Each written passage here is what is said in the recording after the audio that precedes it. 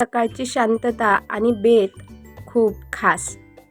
कारण हा बेत जर तुम्ही तुमच्या घरच्यांसाठी पाहुण्यांसाठी केलात तर नेहमी याच बेताची तुमच्याकडे चर्चा होईल आणि नेहमी हाच पदार्थ तुम्हाला बनवून खायला मागतील. असा अगदी आगळा वेगळा पदार्थ आज आपण बनवणार आहोत.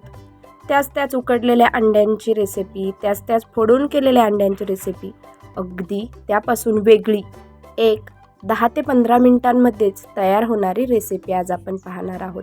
नमस्कार, मी ज्योतीज रेसिपीमध्ये तुम्हा सर्वांचं हार्दिक स्वागत. आज आपण इथे फोडून उकडून अंडी याची रेसिपी पाहणार आहोत. अगदी खूपच खास आणि चवीलाही भन्नाट लागते. मी इथं वाट्या घेतलेल्या आहेत सेम आकाराच्या, त्यांना तेल लावून घेतलेलं आहे आणि त्याच्यामध्ये प्रत्येकी एक अंड फोडून घेतलेलं आहे आणि ते छान वाटावं म्हणून त्याच्यावर थोडीशी कोथिंबीर घातलेली आहे. आता हे सगळ्या वाट्या आपल्याला या चाळणीमध्ये ठेवून द्यायच्या आहेत. अगदी अशा प्रकारे या वाट्या सर्व ठेवून झाल्या की चुलीवर कढई ठेवायची, त्याच्यामध्ये पाणी घालायचं आणि हे उकडण्यासाठी ठेवून द्यायचं. अगदी 6 ते 7 मिनिटांमध्येच ही अंडी उकडून तयार होतात. अंडी सोलायची कटकट नाही किंवा 10 ते 15 मिनटं शिजावीत म्हणून त्यांची वाट बघायची सुद्धा आपल्याला गरज नाही. आता एक अंड मी असं देखील ठेवलेलं आहे आणि त्याच्यावर झाकण ठेवलेलं आहे. आता वाटण्यासाठी साहित्य बघा. कांदे घेतलेले आहेत 2 उभे कापून, टोमॅटो, 1 इंच आलं, लसणाच्या पाकळ्या, भरपूर सारी कोथिंबीर, 3 ते 4 हिरव्या मिरच्या, थोडीशी हरभऱ्याची डाळ आणि चवीपुरतं मीठ. आता हे सर्व आपल्याला व्यवस्थित भाजून घ्यायचे. आता हे वाटण आपल्याला व्यवस्थित लालसर होईपर्यंत भाजून घ्यायचे. आता कांदा भाजून घ्यायचा, त्याच्यामध्ये थोडंसं तेल घालून. बघा, अजिबात तामझाम नाही किंवा कुठली दाटसर ग्रेव्ही नाही. अगदी घरगुती साहित्यांमध्येच ही रेसिपी बनून तयार होते. अगदी कमीत कमी तेलामध्ये आणि कमीत कमी साहित्यांमध्ये.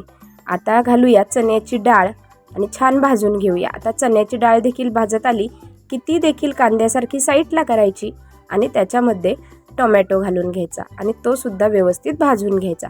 आता टोमॅटोसुद्धा व्यवस्थित चरचरून भाजून झाला की त्यामध्ये लसूण, मिरची, आलं हे देखील व्यवस्थित भाजून घ्यायचं. आता सर्व मिश्रण आपण एकाच टायमिंगमध्ये हे भाजून घेत आहोत. म्हणजे काय होतं, अजिबात कुठलंच वाटण किंवा कुठलाच पदार्थ जळत नाही आणि तो व्यवस्थित भाजला जातो. आता सर्व काही व्यवस्थित भाजून घ्यायचं आहे. शेवटी ही भरपूर सारी कोथिंबीर घालायची आहे आणि भाजून घ्यायचे. आता कोथिंबीर वाटणामध्येच भाजायला घातली की कलर खूप छान येतो आपल्या कटाला, लक्षात ठेवा. त्याच्यामुळे कोथिंबीरसुद्धा भाजण्यामध्येच टाकायची, व्यवस्थित भाजून घ्यायचं. आता हे भाजलेलं वाटण थोडंसं थंड करायचं आणि स्मूथ असं वाटून घ्यायचं. तोपर्यंत आपली अंडी देखील छान उकडलेली आहेत. आता बोट लावून पाहायचं, हाताला जर नाही चिकटलं तर समजायचं की अंड छान उकडलेलं आहे. तुम्ही बघू शकता, हे देखील अंड अगदी व्यवस्थित उकडलेलं आहे. आता हे सगळं आपण एका प्लेटमध्ये काढून घेऊया. आता या वाटींपासून हे अंड वेगळं कसं करायचं, तर चमच्याच्या साहाय्याने किंवा एखाद्या उन्हातल्याच्या मागच्या बाजूच्या साहाय्याने व्यवस्थित कडा सोडवून घ्यायच्या आणि हे अंड अगदी असं अलगद बाजूला काढून घ्यायचं. बघा किती सुंदर आणि सुरेख दिसते. आता सगळे काढून घेतलेले आहेत. आता आपण वाटणाची तयारी म्हणजेच कटाची तयारी करूया. भाजी टाकायची. आता कढई घ्यायची, त्याच्यामध्ये तेल घालायचं, 2 ते 3 पळ्या तेल घालायचं. नंतर त्यामध्ये थोडीशी हळद आणि लाल तिखट आणि घरगुती मसाला घालायचा आणि थोडीशी धने पावडर. अगदी कुठलेच जास्तीचे मसाले नाही. वाटलेलं वाटण घालायचं. छान प्रकारे तेल सुटेपर्यंत चांगलं भाजून घ्यायचं. व्यवस्थित वाटण चांगलं परतून घ्यायचं अगदी तेल सुटेपर्यंत. बघू शकता किती छान हे उकडलेलं अंड दिसतंय. आता वाटणाला देखील व्यवस्थित तेल सुटलेलं आहे.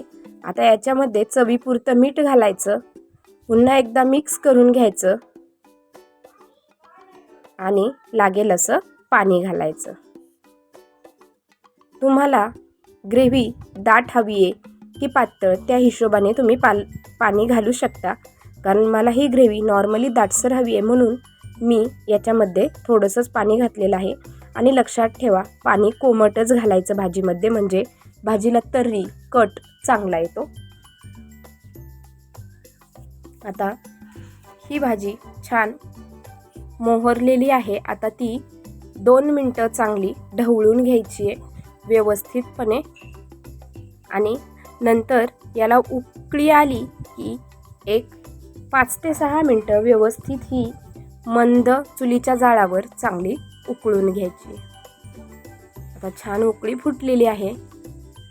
बघू शकता या भाजीचा कलर आणि या भाजीचा थिकनेस अगदी व्यवस्थित आहे. आता भाजी छान उकळलेली आहे. ती व्यवस्थित चांगली दाटसर होईपर्यंत उकळून झाली की बाजूला ठेवून घ्यायची. पाहू शकता कशी मस्त अशी तर्री आलेली आहे. आता ही भाजी आपण सर्व करूया. प्लेट घ्यायची, प्लेटमध्ये छान हा रस्सा घालायचा, त्यावर थोडीशी कोथिंबीर घालायची आणि उकडलेलं अंडं घालायचं. आणि पाहुणे असू द्या किंवा घरचे असू द्या त्यांना हे सर्व करायचं. कांदा, लिंबू, भाकरी, भात कशासोबतही असू द्या. इतकी भन्नाट लागते ही रेसिपी, अगदी दुसऱ्या भाज्यांची चव विसरून जातील. तयार आहे मस्त अशी ही फोडून अंड्याची रेसिपी. तर तुम्हाला ही माझी रेसिपी कशी वाटली मला कमेंट करून नक्की सांगा. आणि अगदी मनापासून आवडली असेल तर भरभरून लाईक करा, भरपूर शेअर करा.